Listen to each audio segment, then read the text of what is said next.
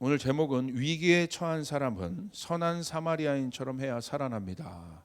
위기에 처한 사람은 선한 사마리아인처럼 해야 살아납니다. 라는 제목으로 말씀 나누겠습니다. 여러분 지금 정말 세계가 위기죠. 위기입니다. 저에게 주신 마음은 이번 코로나19는 장기전이에요.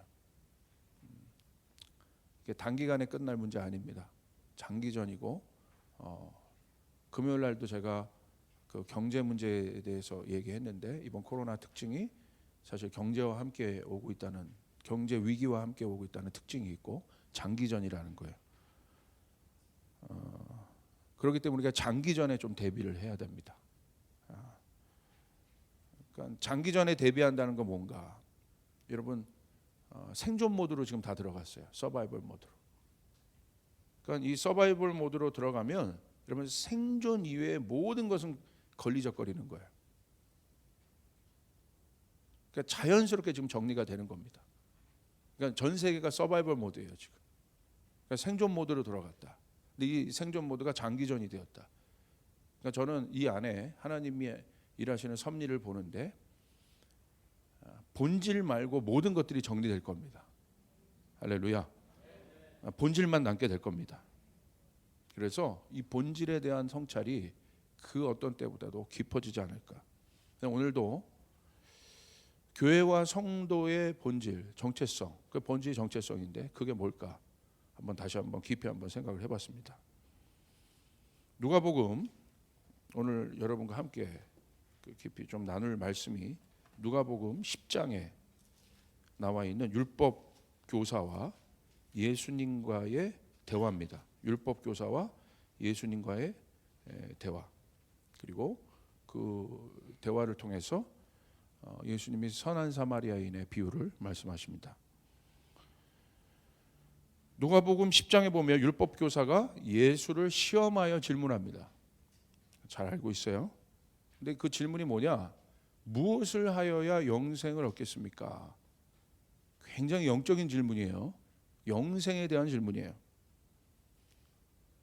모든 종교는 어떤 특징을 갖고 있냐? 내세적 세계관이 있습니다. 그러니까 이 땅에서 우리가 종교를 갖는, 또 그 종교를 갖게 하는 그 종교심의 그 뿌리가 뭐냐면 내세를 바라본다는 거예요. 죽음을 넘어 영원히 사는 일에 대한 인간의 갈망을 종교라는 그릇이 담고 있습니다. 그래서 이 율법 교사의 질문은 굉장히 영적인 질문이지만 종교적인 질문이에요. 내세에 대한 질문이니까. 기독교 신앙의 핵심도 율법 교사의 질문처럼 아이러니하게 이 영생에 관한 것입니다. 예수님 이 땅에 오신 것은 우리에게 영생을 주려고 오신 것입니다. 이에 대한 예수님의 대답은 아주 명확합니다. 이렇게 말씀하세요. 그렇게 질문하니까 율법에 무엇이라 기록되어 있느냐, 내가 어떻게 읽고 있느냐라고 예수님이 오히려 역질문을 하세요. 예수님의 이 대화법을 보면요, 항상 의도를 파악하시는 분이기 때문에 대답을 주시는 것이 아니라, 그 사람이 원하는 대답을 주시는 것이 아니라 항상 그 의도를 보시면서 이제 몰아가시는 예수님의 대화법이 있어요.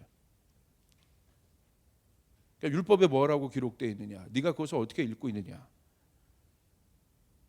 그러니까 여러분 아까 읽었던 10장 27절에 이렇게 기록되어 있어요. 제가 이제 본문에 썼는데 율법 교사가 이렇게 대답합니다. 그가 대답하였다. 내 마음을 다하고 내 목숨을 다하고 내 힘을 다하고 내 뜻을 다하여 주 너의 하나님을 사랑하여라 하였고, 또 내 이웃을 내 몸과 같이 사랑하여라 하였습니다. 이것을 들으시고 예수님 뭐라고 대답하십니까? 아주 당연한 대답을 하세요. 뭐라고 하세요? 28절에 보시면 내 답이 옳다. 잘 대답했다. 틀렸다고 말씀하지 않으셨어요. 그런데 그 핵심은 뭐예요? 옳다라고 말씀하시고 뭐라고 말씀하세요? 그렇다면 이를 행하라. 그러면 살리라. 그냥 행함으로 끝나는 것이 아니라 행해라. 그러면 네가 산다. 행함으로만 얘기하지 않으셨어요? 그러면 산다는 거예요. 여기서 산다는 건 뭐예요? 네가 그러면 진짜 하나님 알게 돼. 네 신앙이 진짜가 돼. 이거 산다는 게 그런 거예요. 네가 의미 있는 존재가 돼. 행해. 그러면 살아. 기독교 신앙의 핵심, 즉 교회와 성도의 정체성은 하나님과 이웃을 사랑하는 것이라고 말씀하십니다. 결국 사랑에 관한 것이에요. 그러니까 율법 교사가 이 사랑을 알고 있었어요. 넌 뭐라고 생각하느냐? 영생에 관한 질문 앞에 넌 뭐라고 생각하냐? 율법에 뭐라고 기록되어 있느냐? 무엇이 큰 계명이냐? 잘 대답했죠. 첫째는 하나님 사랑하는 거고 둘째는 이웃 사랑하는 것입니다. 사랑에 관한 거죠. 예수님 옳다고 하셨어요. 그리고 그 사랑을 행하라고 하셨어요.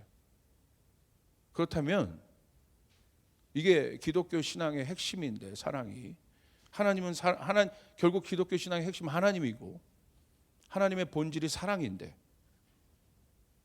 결국 사랑이 모든 것이라는 것이에요. 모든 것. 하나님이 모든 것이란 것은 사랑이 모든 것이라는 거예요. 여러분, 그렇다면 사랑이 무엇인지, 사랑의 본질에 대해서 예수님 지금 말씀하시는 거예요. 사랑의 본질이 뭐냐? 사랑은 아는 것이 아니라 행하는 것이라고 말씀하십니다. 율법 교사는 말씀을 잘 알고 있었어요.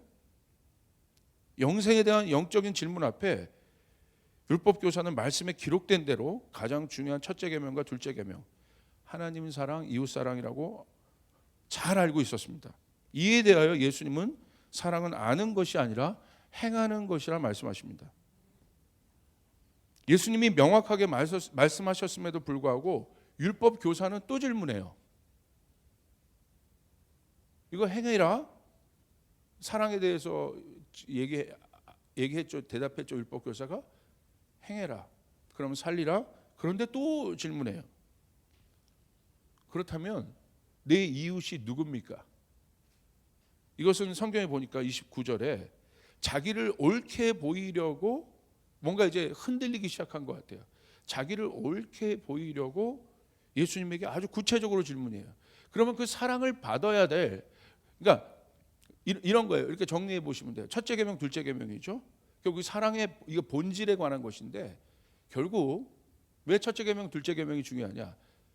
이것이 왜 사랑의 본질이냐? 첫째 계명은 우리가 하나님을 사랑하는 거잖아요. 우리가 사랑받는 존재임을 아는 것이에요. 우리가 하나님을 사랑할 때 우리가 하나님의 사랑을 받는 존재이다. 그것을 알게 되는 거예요. 그래서 그것을 안 사람이 내가 하나님의 사랑을 받는 존재이구나. 그것을 아는 사람이 둘째 계명은 뭐예요? 사랑의 또한 속성이 나옵니다. 뭡니까? 나는 사랑을 주는 존재이구나. 첫째 계명은 사랑을 받는 존재임을 나타내고, 둘째 계명은 사랑은 주는 것이라는 것. 받기도 하지만 주는 것이라.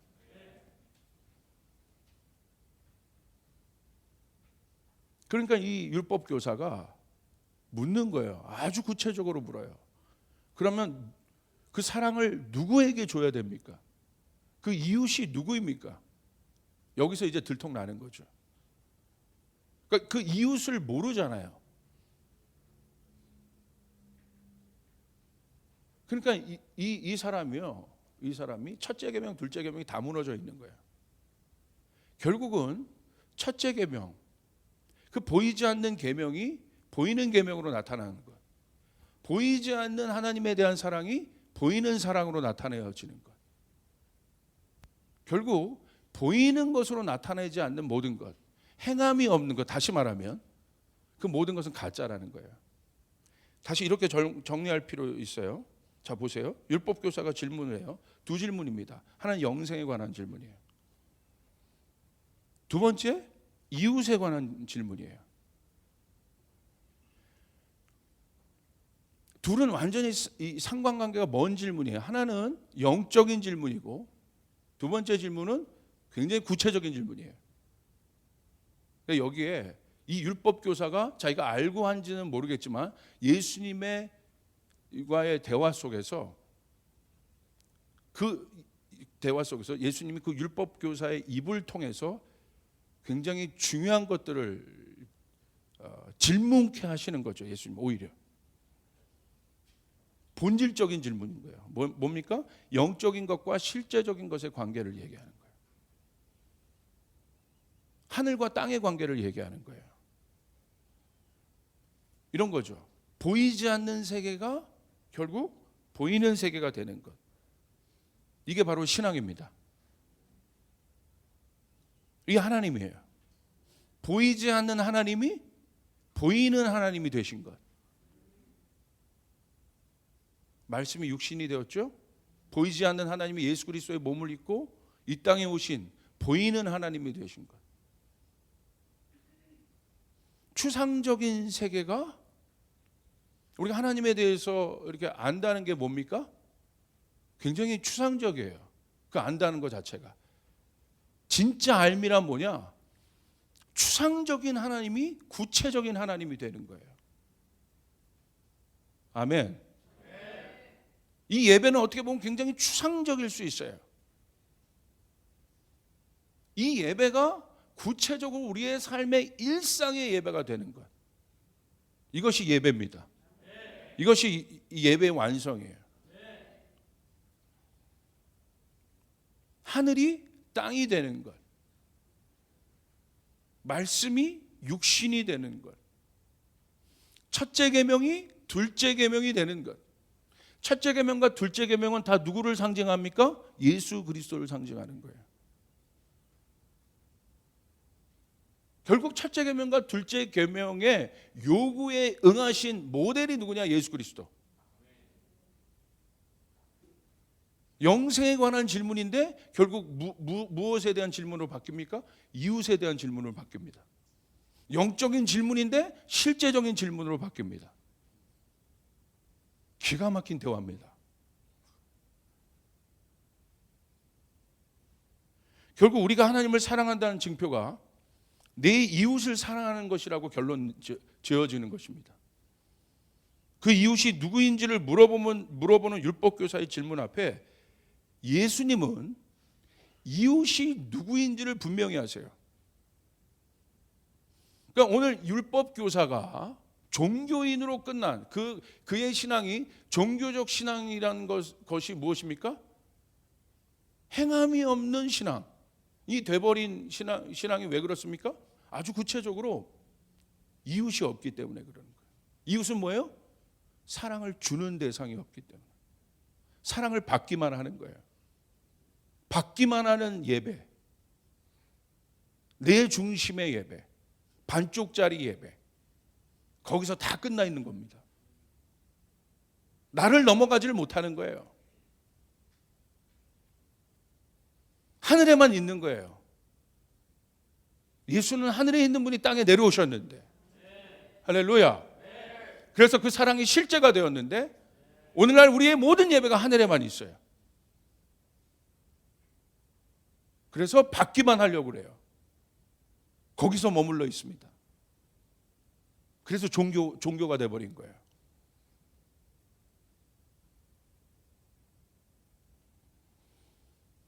예수님 구체적으로 얘기하세요. 결국 이 질문을 하게 하신 예수님 대단하세요. 내 이웃이 누굽니까? 잘 걸려들었죠. 그 이웃을 내가 가르쳐 줄게. 여러분, 추상적이지 않습니다. 신앙은 애매모호하지 않습니다. 하나님을 안다는 것이 애매모호하지 않아요. 오늘 내 신앙의 본질이요, 정체성이, 신앙의 레벨이 애매모호하지 않아요. 오늘 내 예배 레벨이 애매모호하지 않아요. 내가 살아있느냐 죽었느냐 애매모호하지 않아요. 내가 진짜이냐 가짜이냐 애매모호하지 않습니다.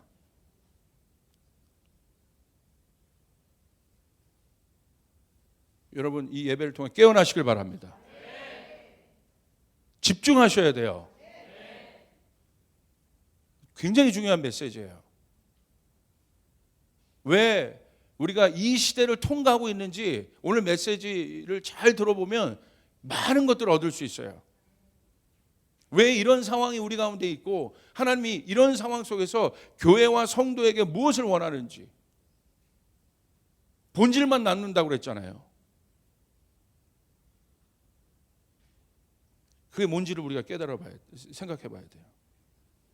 여러분, 내 이웃의 정의 한번 봅시다. 예수님이 말씀하신 내 이웃의 정의.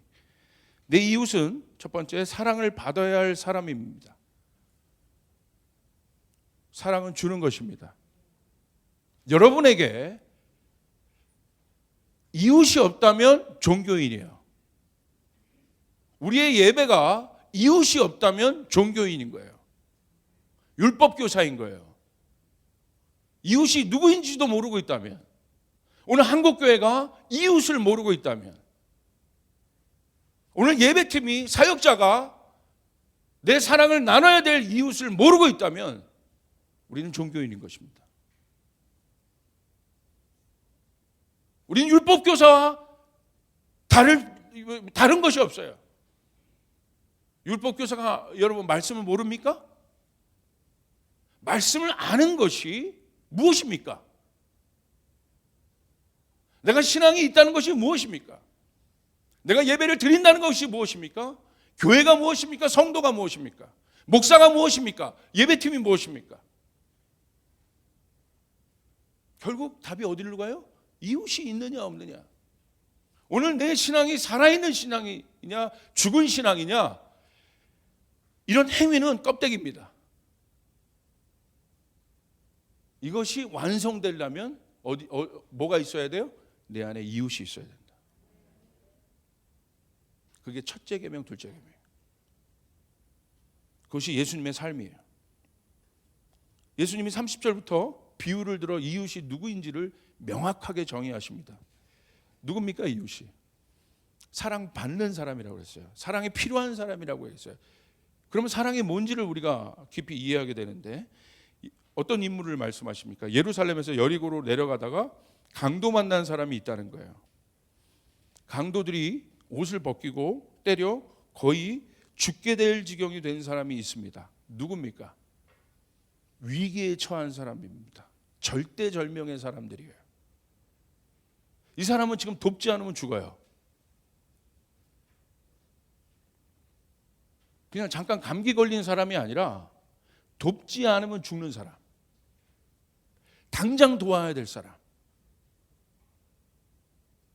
예수님이 말씀하신 이웃에 대한 정의는 뭐예요? 이 사람이에요. 빨리 도와야 될 사람. 근데 어떻게 도와야 될 사람? 실제적으로 도와야 될 사람.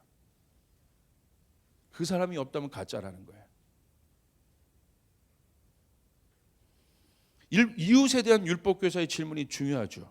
왜냐하면 하나님을 사랑하는 일이 이웃을 사랑하는 것으로 나타나기 때문에 그렇습니다. 오늘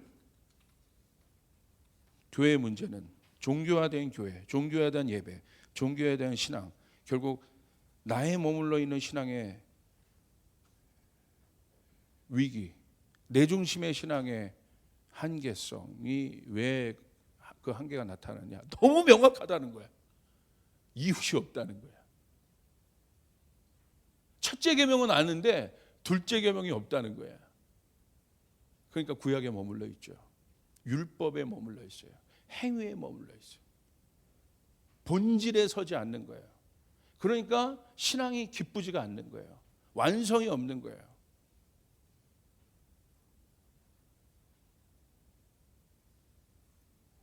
그러니까 반쪽짜리 정체성을 갖고 있는 것입니다. 이웃이 사라진 신앙은 본질에서 멀어진 종교적 신앙.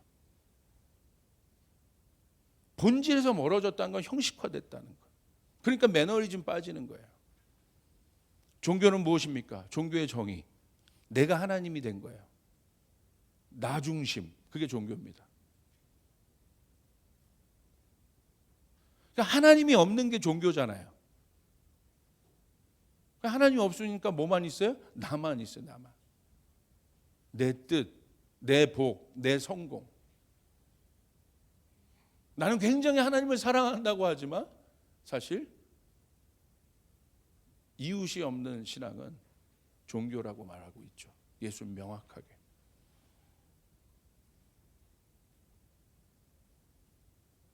형식의 틀이 본질이 되어버렸습니다. 생명과 관계없는 형식이 생명보다 위에 있는 그런 단계가 되어버렸어요. 그게 종교예요. 하나님의 사랑은 예수 그리스도를 통해 우리에게 명확히 알려졌습니다. 예수님을 통해서. 사랑은 무엇입니까? 도움이 필요한 사람을 돕는 것이 사랑이에요. 할렐루야. 말이 아닙니다. 예수님이 우리에게 오신 이유는 하나님의 사랑을 알리기 위해 오셨고, 그 사랑은 무엇입니까? 사랑이 필요한 사람에게 사랑을 주러 오셨다. 마가복음 2장 17절, 예수님이 이 땅에 오신 이유 아주 명확하죠. 건강한 사람에게는 의사가 필요하지 않으나 병든 사람에게는 필요하다. 나는 의인을 부르러 온 것이 아니라 죄인을 부르러 왔다. 의인과 건강한 사람의 이를 말씀하신 예수님의 비유의 핵심은 뭡니까? 필요 없는 사람이에요. 건강한 사람이 뭐가 닥터가 왜 필요하겠어요? 의인이 뭐가 더 필요하겠어요? 자기가 다 옳은데. 예수님 오신 건 뭐예요? 의인과 건강한 사람을 위해서 온 것이 아니라 필요가 있는 사람을 위해 오셨다. 우리가 죄인이기 때문에 예수님 오신 것입니다. 우리가 연약하기 때문에 예수님 오신 것입니다. 그것이 사랑이에요. 그것이 사랑의 본질이에요. 추상적이지 않아요. 우리가 예수님을 만났다는 것은 무엇입니까? 예수님이 나의 필요가 되어주셨다는 거예요. 나의 실제적인 필요가 되어주셨다. 이게 기독교의 본질이고 교회의 본질. 그 실제적인 사랑 위에 교회는 서 있습니다. 그래서 세상 속에 있는 거예요. 사랑이 구체적으로 필요한 사람들을 말합니다. 그러면서 두 부류를 얘기하세요. 예수님이 그 비유 가운데 31절 32절에 보시면 이렇게 기록되어 있어요. 마침 어떤 제사장이 그 길로 내려가다가 그 사람을 보고 피하여 지나갔다. 32절, 이와 같이 레위 사람도 그곳에 이르러 그 사람을 보고 피하여 지나갔다. 아주 대놓고 모집단을 뽑아버리십니다. 누굽니까? 제사장, 레위인, 예배드리는 자들이에요. 예배를 집례하는 자입니다. 하나님 알고 있는 사람들, 대표적인 사람들. 그런데 피하여 지나갔다는 거예요. 하나님 사랑하는 사람들인데, 하나님을 섬기는 사람들인데. 지금 예수님이 설정한 이웃은 누굽니까? 지금 돕지 않으면 죽는 사람. 그런데 지나가는 거예요. 예수님 묻고 있는 거예요. 뭐가 사랑이니? 하나님은 사랑이신데. 뭐가 사랑이니? 너희는 어디 위에 있니? 네 신앙은. 네가 제사장처럼 그렇게 나를 잘 알고 네가 나를 이렇게 예배하고 그렇게 화려하게 예배하고 형식을 갖춰 나를 예배하고 레위인처럼 평생 네가 나를 예배하며 산다 할지라도 네가 그 사랑의 본질 위에 서 있니? 너 지금? 네가 그 위에 서 있지 않다면 너는 종교인이야. 그러니까 율법교사가 질문 한번 지금 잘못했다가 지금 예수님 뼈 때리고 있어요 지금. 기가 막혀요 예수님. 막 이게 이 본문을 보는데 예수님의 이 양날선 말씀이 양날선 건과 같아요. 막 파고 들어가고 있잖아요 지금. 왜 예수님의 이 지금 대화가 파고 들어간다고 느끼는 줄 아십니까? 의도를 꿰뚫어 보기 때문에, 본질을 꿰뚫어 버리기 때문에. 여러분 항상 본질은 이깁니다. 본질이 강한 거예요. 결국 본질만 남아요. 진짜만 남아요. 진짜는 여러분 가만히 있어도 힘이 있어요.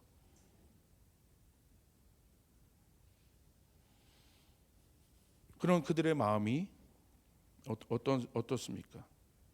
이웃이 없으니 하나님 사랑도 없다는 겁니다. 그런 그들의 마음은 굳어져 있습니다. 그래서 위기에 처한 이웃을 보고도 마음이 움직이지 않습니다. 저는 오늘날 이 사태를 보면 제일 안타까운 게 뭐냐면 점점 어떻게 보면 지금처럼 이게 격리되니까 사람들이 지금 깜짝 놀라지, 우리는 사실 마음의 격리를 이미 갖고 살지는 않았나? 우리 안에 그 여유가 없잖아요. 마음의 방들을 다 만들어 놓고 스스로 격리해서 우리가 살고 있지 않았습니까? 내가 하나님을 사랑하고 예배한다 하지만, 근데 우리가 실제적인 격리가 나타나니까 이렇게 당황하고 있죠. 격리가 이렇게 무서운 건데. 그래서 우리 마음 안에 벽이 있지 않았나? 꼭 코로나 때문에가 아니라 한국 교회는 어떻습니까? 오늘 조이풀의 예배는 어떻습니까? 사실 제가 이 말씀을 준비하면서 많이 회개했어요. 요즘에 계속 회개만 해요. 근데 기뻐요. 할렐루야. 새롭게 태어나는 기분이에요. 얼마나 제가 못 알아들으면 국가적 위기를 통해서 조 목사를 알아듣게 하시죠. 얼마나 평상시에 못 알아들었는데. 이 정도 위기가 오니까 고민하잖아요. 부끄럽습니다.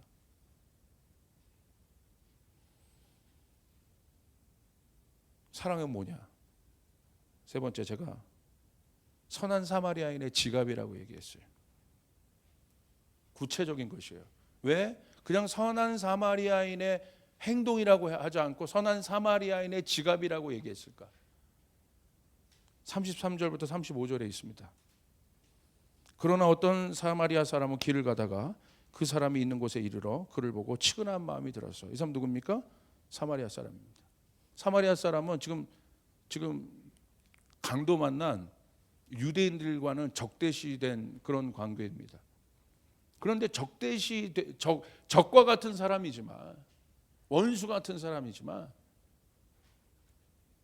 지금 위기에 처하니까 그것도 없는 거야. 당장 평상시에는 나에게 원수였지만 위기에 절대절명의 순간 앞에는 뭐 아무것도 없는 거예요, 여러분. 이념, 생각, 뭐 이게 다 무너져 있는 것입니다. 지금 요번 코로나 사태가 굉장히 여러분 부정적인 많은 어려움들이 있지만 긍정적인 면도 있더라고요. 세계 내전이 종식됐어요, 지금. 전쟁이 없어졌어. 뭐 정부가 움직이고 협상을 하고 그렇게 노력을 해도 안 됐던 그게 그냥 지금 인위적 종식이 돼버렸습니다. 이런 면도 있더라고요. 왜? 절대절명의 순간 앞엔 그런 것도 필요 없거든. 그냥 서로 도와야만 살아요. 세계적인 미래학자와 CNN이 인터뷰했어요. 인터뷰했더니 인류가 서로를 적대시하는 악수만 두지 않으면 우린 살 수 있다. 굉장히 공감하는 말이에요. 지금 보세요. 마스크 하나 때문에 미국이고 뭐 동맹국가고 없대잖아요. 지금 서로 웃돈 줘가지고 막 갖고 가고, 그게 무슨 동맹이야? 여러분 뭐 이게 마음으로 안 오시죠? 우리 저기 황정경 간사랑 김주희 전사는 동맹인데 서로 위기 앞에 오니까 그냥 이삭이 갖고 갈 마스크를 준비했는데 황정경 간사가 놓아 주려고 그 마스크 빼가는 거예요. 언니 그럴 수 있어? 언니 그럴 수 있어? 야, 내가 살아야지. 뭐 이런 거예요. 지금 그 잘난 강대국이 이런 대화를 하고 있는 거예요. 이런 대화예요.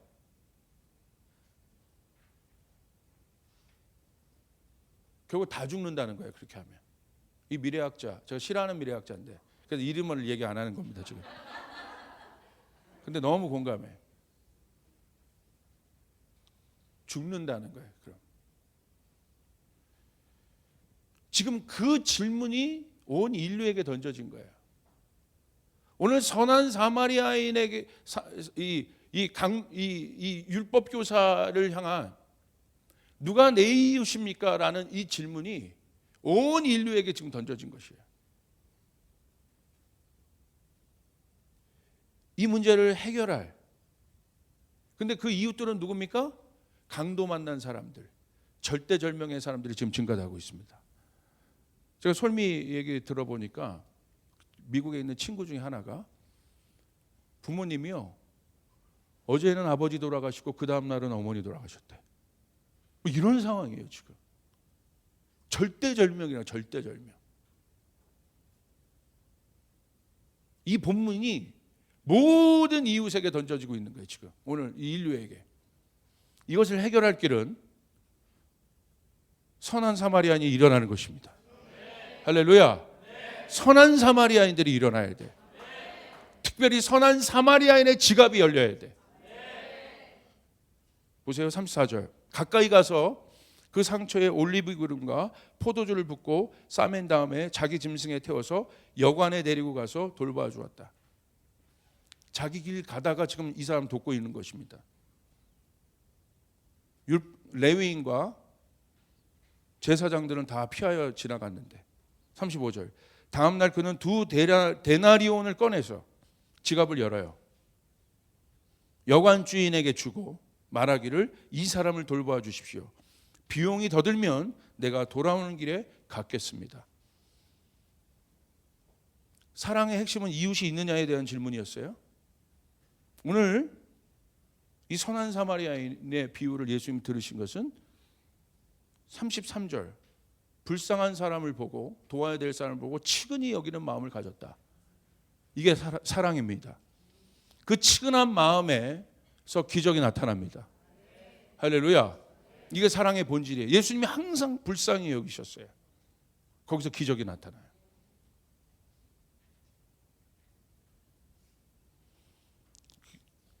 이게 바로 어떤 마음이냐? 모든 것을 탕진하여 돌아오는 탕자를 불쌍히 여기는 아버지의 마음. 이것이 사랑의 본질입니다. 이것이 오늘 교회에게 요구되는 것이에요. 할렐루야. 그는 실제적으로 선한 사마리아인 위기에 처한 사람을 돕고 자기 지갑을 열어 두 데나리온을 꺼내어 여관 주인에게 주고 이 사람을 돌봐 주십시오. 그리고 뭐라고 얘기합니까? 비용이 더 들면 내가 돌아오는 길에 갚겠습니다라고 얘기합니다. 이번 코로나 바이러스의 특징은 결국 뭘로 귀결되느냐? 경제로 귀결되고 있습니다. 이게 핵심이에요.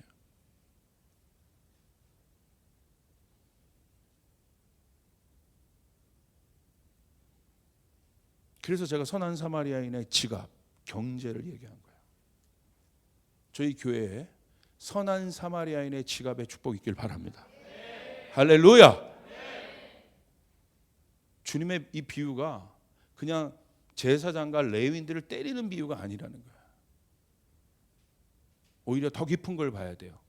위기에 처한 이웃이 있느냐? 그러면 선한 사마리아인도 있다. 그리고 그를 도울 지갑도 준비되어 있다. 이것이 본질이다. 이것이 사랑이다. 이것이 사랑이 있는 교회에 나타나는 기적이다. 그래서 저희 조이풀 교회는 이 지갑의 축복을 받을 것입니다. 할렐루야. 지갑의 축복을 받으실 것이에요. 근데 이 선한 사마리아인의 지갑은 사실은 아주 유명한 구호단체의 이름입니다. 빌리 그레함의 아들 프랭클린 그레함이 지금 재단의 대표로 있는 구호단체 사마리아탄 펄스라는 인터내셔널 릴리프 구호단체, 국제 구호단체. 아마 영상에도 지금 아마 보였을 텐데 사마리아탄 펄스라는 아주 감동적인 이야기가 있어요. 이 구호단체 어떤 이야기가 있냐면 나오죠. 홈페이지도 제가 보여주고 있어요. 나 죽을 것 같아 안녕. 누가 이렇게 얘기합니다. 그 사람 누구냐면 서아프리카 라이베리아에서 의료 활동하다가 죽음의 바이러스라고 불리는 에볼라에 감염된 켄트 브렌틀리라는 사람이 있습니다. 미국에 있는 이 사람이 미국에 있는 아내에게 이렇게 작별 전화를 했습니다. 켄트 브렌틀리는 33살의 미국의 의사입니다. 그리고 이 사람이 라이베리아라는 곳으로 의료 선교를 가요. 새파랗게 젊은 의사가 아프리카 선교를 갔다가 풍토병을 걸려 죽음을 맞게 됩니다. 여러분 미국에서 의사는 뭐 거의 최고의 레벨의 삶을 살 수 있는 사람이에요. 뭐 한국도 뭐 마찬가지. 지금 우리나라 이 닥터의 위치가 그렇지 않습니까? 우리 교회 의사들만 빼고 할렐루야.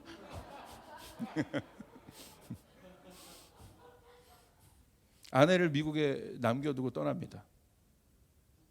왜 나 죽을 것 같아 안녕이라는 말을 했을까? 아프리카에 지내면서 이 사람이 에볼라 바이러스에 걸립니다. 풍토병에 걸려요. 그래서 이 절박한 상태가 된 거죠. 그래서 미국 정부도 대단합니다. GMAB이라는 항생제를 단 3회분, 이게 아직 검증이 되지 않은 항생제인데 너무 급하니까 자기 국민 하나가 어떻게든지 이거라도 써서 살려야겠다라고 신청을 했는데 보건당국이 그러라고 얘기해요. 그러니까 뭐 형식이 없어요. 그냥 일단은 살리고 보자는 거야. 그러니까 미국도 대단하죠. 뭐 절차 뭐 있잖아요. 근데 일단 아직은 뭐 검증되지 않았지만 그래도 이거라도 마지막 써야 된다면 써라. 그래서 전 세계를 띄워줘요. 한 명을 살리기 위해서. 이게 미국이에요. 아프리카 어느 시골마을에서 죽어가는 미국인 한 사람을 살리기 위해 살릴 수 있다는 아무런 보장도 없음에도 미국은 전용기를 띄워주고 미국 공무원은 보신주의나 규정에 얽매이지 않고 실험 단계에 있는 신약을 사용하도록 승인합니다. 라이베리아에서 함께 의료 선교를 하던 낸시 라이볼트라는 여사가 똑같이 걸려요, 이 풍토병에. 그런데 3회분 지금 공수됐잖아요. 3회분. 근데 브렌틀리가 대단해요. 켄트 브렌틀리가. 33살 켄트 브렌틀리가. 뭐라고 얘기하냐면 라이볼트 여사가 먼저다. 양보합니다. 그 상황에 있어도. 우리는 마스크 갖고 싸우는데.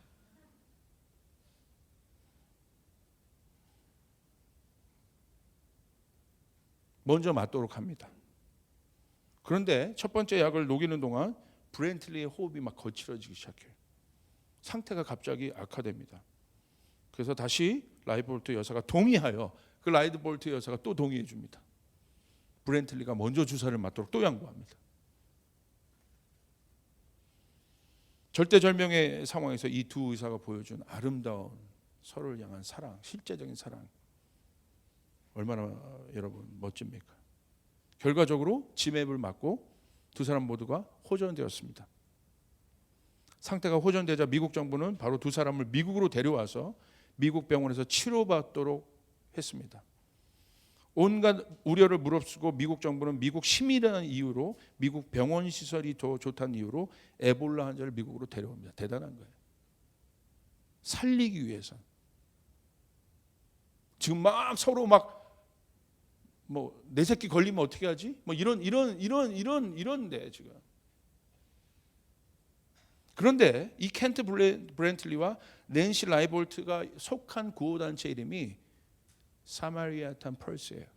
사마리아인의 지갑이라는 단체입니다. 이게 바로 이 사마리아인의 지갑이라는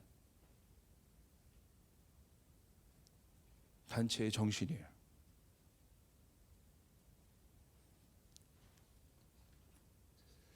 빌리그람 목사님이 복음을 전도하는 일에만 있는 것이 아니라 그 안에 이런 단체가 있다는 사실을 제가 이번에 알았어요. 그리고 이 사마리아탄 펄스가 마스크 10,000장을 공수해서 지금 지난주 대구에 보냈습니다.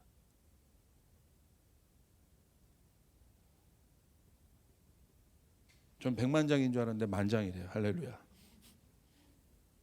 저희는 부활절 마스크 1,000개를 만들어.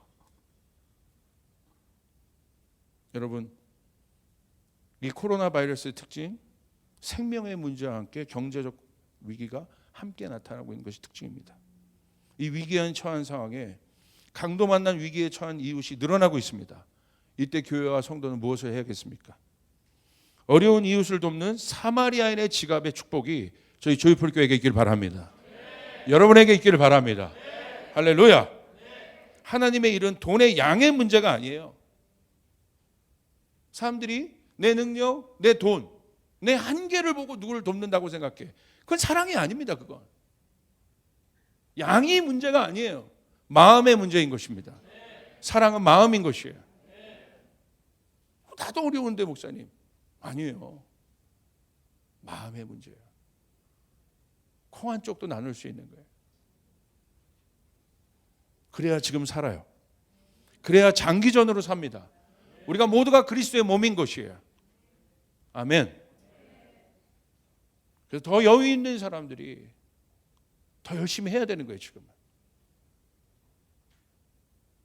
사마리아인의 지갑의 축복이 저는 믿음으로 취했습니다. 우리 교회에 있을지어다. 파산하고 돌아오는 탕자들이 너무 많을 겁니다. 탕자도 결국은 경제적 파산이에요. 엄청나게 돌아올 겁니다. 교회가 어떻게 해야 됩니까? 아버지의 집이 뭡니까? 돌아오는 탕자들을 먹일 수 있는 축복이 있어야 됩니다. 하나님 우리 교회를 축복하여 주시옵소서. 예배자들을 축복하여 주시옵소서. 넓은 마음을 주시옵소서. 사마리아인의 지갑의 축복을 주시옵소서. 할렐루야. 아멘. 우리 교회는 제가 봤죠? 지금 목사님들 만나 다른 교회는 지금 막 헌금 30% 40% 반토막 났다는데 우리 교회는 좀 더 나오는 것 같아요. 그런데 지난주 이상한 그런 마음이 있어서 우리 지금 제일 힘들어하는 교회들이 미자리 교회입니다. 미자리 교회를 돕겠다고 제가 마음을 먹고 저희 구제국 국장님이랑 운영위원들이랑 급하게 먼저 좀 상의를 해서 긴급 예산을 좀 편성을 했었습니다. 지난주. 그래서 또 오늘 국장회의도 하는데 그것도 보고 드리고 그래서 우리가 지난주 사실 긴급 편성을 했어요. 그래서 돕겠다고 결정하고 이번 에스더 모임 때 그런 마음들 먼저 처음 모임 때 나눴어요. 그 딱 끝났더니 한 집사님이 2분의 3도 녹록치 않습니다. 자기가 모았던 재정 100만 원을 가지고 와서 목사님 어려운 사람을 위해 써주십시오. 바로 그 자리에서 순종하고. 그래서 제가 뭔가 이게 하나님의 움직임이 있다는 걸 제가 봐요. 왜냐하면 누구에게 말하는 우리가 그렇게 돕기로 마음 먹었는데 들어온 거예요. 그런데 어저께 또 한 성도님을 통해서 우리 교회뿐은 아닌데 익명의 성도가 그분에게 를 통해서 우리 교회에 헌금하고 싶다. 그래서 어저께 그 헌금이 제가 그래서 이 설교를 준비하고 있었는데 그런데 이게 컨펌처럼 그분이 이렇게 편지와 함께 헌금 1,000만 원을 보내오셨어요. 이렇게 제가 이 내용을 전 누군지 몰라요. 익명이라고 써 있어요. 먼저 항상 은혜를 현실에서 피부로 와닿게 역사하신 나의 하나님 아버지께 감사합니다. 신명기 1장 31절 광야에서도 너희가 당하였거니와 사람이 자기 아들을 아는 같이 너희 하나님 여호와께서 너희의 행로 중에 너희를 아느사 이곳까지 이르게 하셨느니라. 몇 년 전 빚을 다 갚고 머지않아 월세에서 집을 사게 될 것 같습니다. 월세에서 이제 집을 사게 될 것 같습니다. 월세에서 사게 될 것 같다는 것이 아니라 제 집을 사기 전에 먼저 주님께 주님의 것을 드리려고 합니다. 예전부터 계획하고 이 날을 생각하면 마음이 흥분되었습니다. 목사님, 이 돈을 목사님이 기도하시고 월세도 못 내는 개척교회 목사님들에게 나눠드려 조금이라도 근심을 덜어드렸으면 합니다. 해도 안 되는 전도, 목회, 거기다가 코로나로 힘든 상황.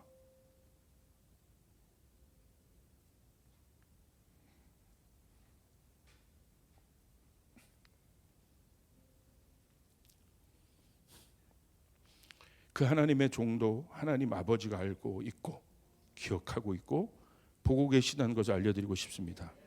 힘내시고 참고 달려가시다가 그 끝에 주님 품에 안기시어 하고 싶은 얘기 많이 하시라고 전해주세요. 대접받고 싶은 대로 대접하라. 제 아들도 언젠가는 그 길을 갈 때 누군가 이렇게 주님의 마음을 보여줄 것을 기대합니다. 우리를 창조하신 하나님은 참 아버지시며 우리 인생의 참주이심을 감사드립니다. 지난주 그렇게 마음을 먹었더니 하나님께서는 제가 뭐 광고도 한 것도 아닌데 확증이라도 하듯이 익명의 한 성도를 통해서, 그것도 우리 성도도 아니고 한 성도를 통해서 이렇게 보내주셨어요. 제 안에 기쁨이 있습니다. 우리 하나님이 살아계시는구나. 그리고 제가 어저께 두 손 들어 저희 교회를 축복했어요. 주님, 사마리아인의 지갑의 축복이 우리 교회에 있을지어다. 그 경제의 축복이 우리 교회에게 있을지어다. 오늘 주님이 이렇게 마지막으로 말씀하세요. 뭐라고 말씀하십니까?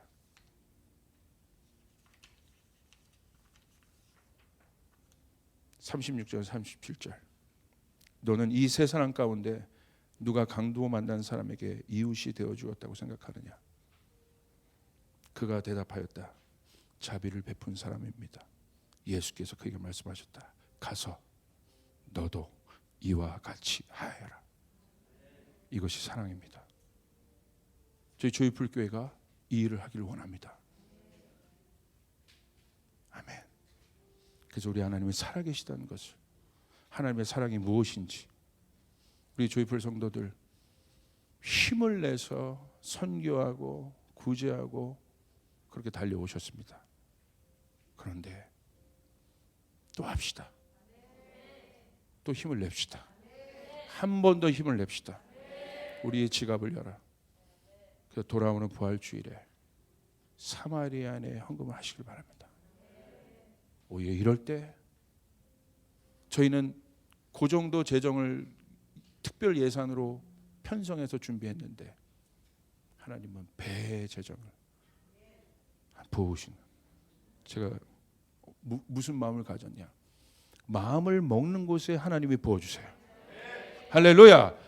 내가 갖고 있는 어떤 것이 아니라 그것은 사랑이 아니요, 마음을 먹으면 하나님이 감당하게 해주세요. 하나님 저희 조이풀 교회가 감당하게 도와주세요. 감당하게 도와주세요. 장기전입니다. 감당하게 도와주시옵소서. 아멘. 이게 바로 초대교회의 공동체의 모습이에요. 저는 이 마음을 주십니다. 이제 한국교회는 철치 글로리, 교회의 영광에서 벗어나야 한다. 무슨 말입니까 목사님? 교회의 영광이 그렇게 중요한데. 아니요, 킹덤의 영광으로 나가야 돼요. 하나님 나라의 영광으로 나가야 되는 거예요. 한국교회 교회의 영광을 보았습니다. 그런데 내 교회에 아직도 갇혀 있어요. 이제는 킹덤의 영광으로, 하나님 나라의 영광으로 여러분 나가야 되는 것입니다. 신나지 않아요? 사마리아인의 지갑, 사마리아인의 지갑의 축복을 우리에게 주시옵소서. 우리 일터에게 주시옵소서. 내 가정에게 주시옵소서. 주님, 우리 교회가 살아있는 교회가 되길 원합니다. 복음의 실제 위에 서길 원합니다. 그 교회가 되길 바랍니다. 아멘. 우리 주님께 영광의 박수 올려드리겠습니다.